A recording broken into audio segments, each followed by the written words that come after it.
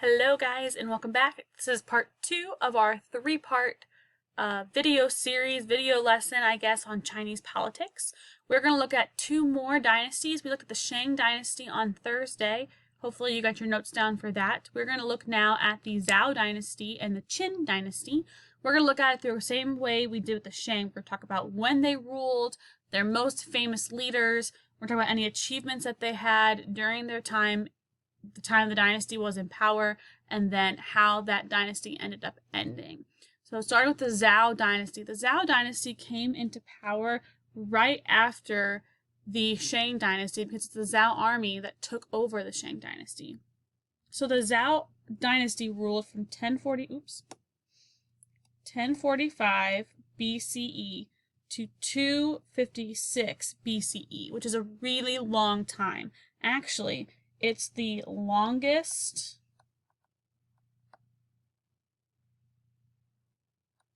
lasting dynasty in Chinese history. The longest lasting dynasty in Chinese history. It was around for a very long time, kind of close to around 800 years, which is very long considering the amount of fighting and stuff that tended to happen in these ancient civilizations. The fact that this dynasty was in power for so long is really kind of remarkable.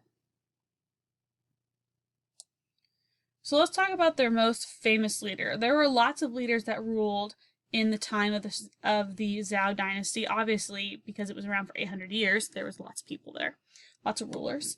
We're going to look at just one in particular. We're going to look at King Wu.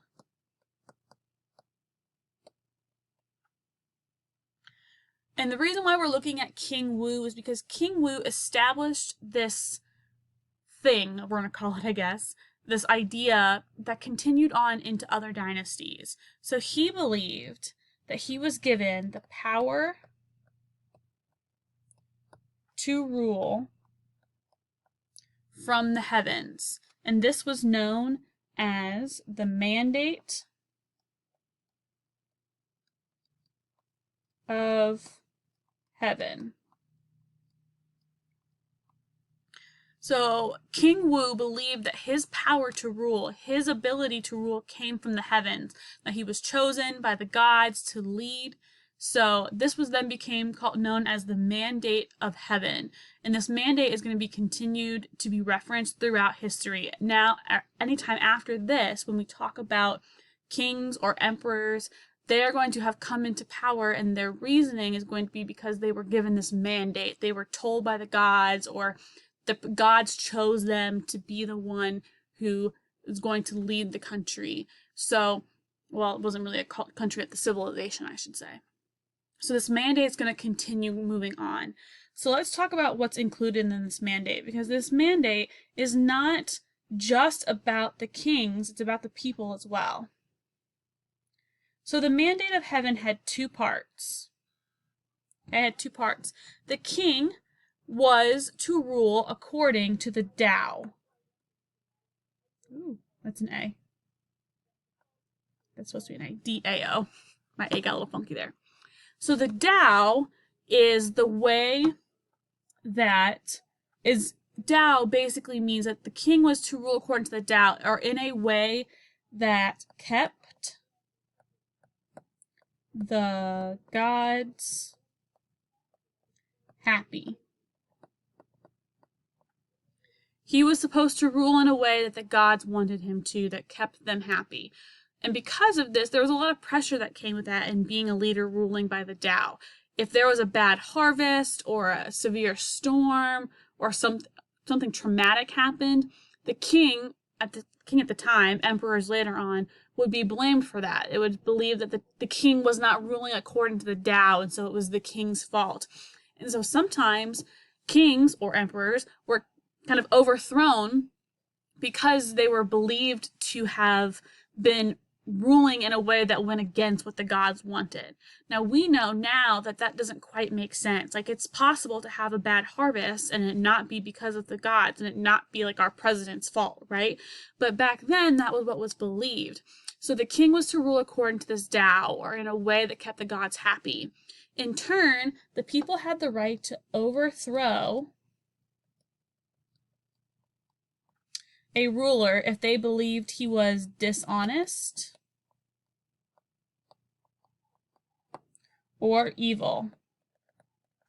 So this mandate of heaven gave the people power too, which is really interesting. You don't see that happen very often where the people have power over the government.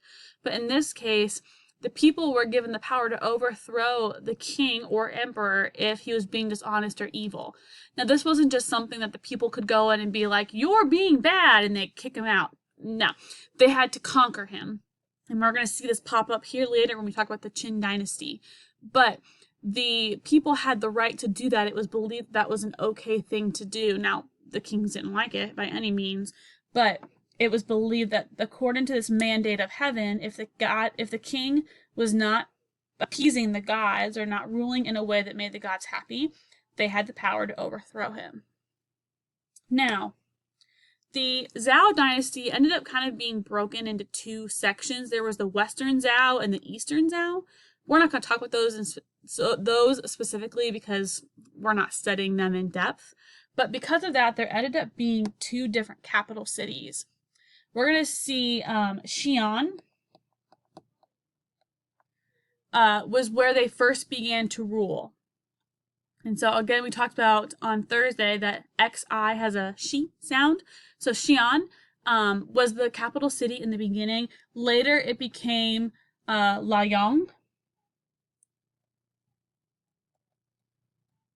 at the end. So the capital city then kind of moved. At one point, there was two capital cities. It's very confusing. But the point is that they started ruling in one and then ended up moving to this other one. Now we're going to see the capital city move back to Xi'an later under a different name, and we'll talk about that when we talk about the Han dynasty at the very end. So we're not there quite yet. Oh, I just threw my pen. Whoopsies. Sorry, guys. Hang on. So we have these two different capital cities. Now let's talk about some achievements that happened in the Zhou dynasty. So achievements that happened here, we see the beginning of irrigation systems and flood control systems. Just like in Mesopotamia, we have floods from the river, and these floods are positive things and negative things. We talked about that with geography. So we have to have a way to control these floods when they come in. We don't always want them to come in and destroy everything. It's very unpredictable. So they had these irrigation and flood control systems. We also see iron plows be introduced and the introduction of Taoism and Confucianism.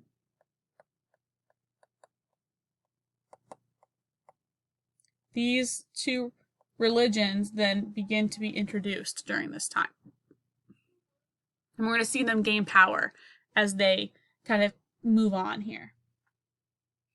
Now, the power did not, though this was the longest lasting dynasty, it did not last forever. So we start to see some fighting happen within the territories. Okay, the dynasty ends up ending when leaders of local territories begin fighting with each other. And this is known as the period of warring states. The fighting eventually ended when the leader of the Qin, which is spelled with a Q, Q-I-N, was able to defeat the other warring states, which then the Qin dynasty ends up taking over then after this. So this kind of is the end of the Zhou dynasty and the beginning of the Qin. Now you're going to see that there's a period of time where there really isn't a warring, or there isn't a leading group. So the Zhou dynasty ruled until 256 BCE, and we're going to see the Qin dynasty pick up like 30 years later because there was this period of warring that happened. So we're looking at the Zhou dynasty here in the map. Kind of a cool picture for you. You can see that the area has spread out from when we saw the Shang dynasty.